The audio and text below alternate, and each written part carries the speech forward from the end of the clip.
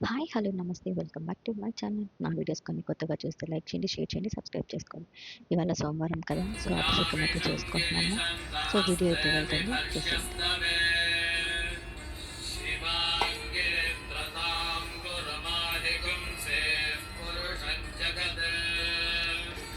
शिवेन वचसात्मा गिरिशाच्छावदामसि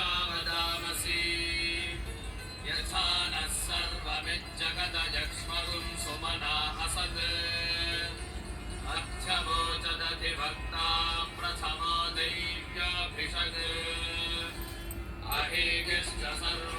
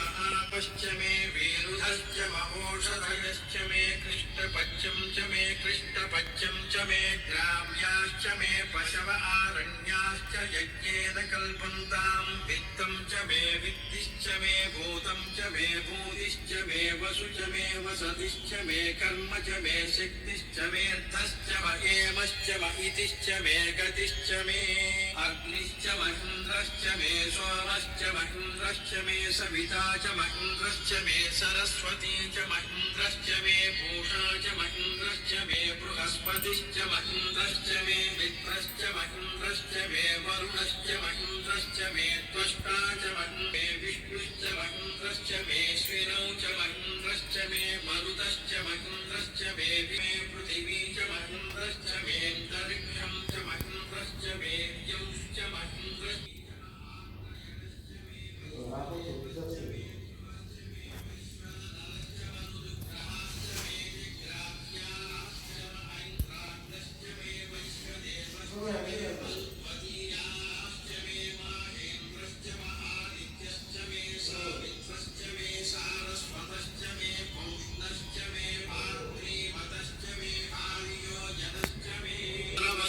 उपलवाश्च मे ऋषवणे च मे द्रोणकरसश्च मे वायुव्यानि च मे भूतभृच्च म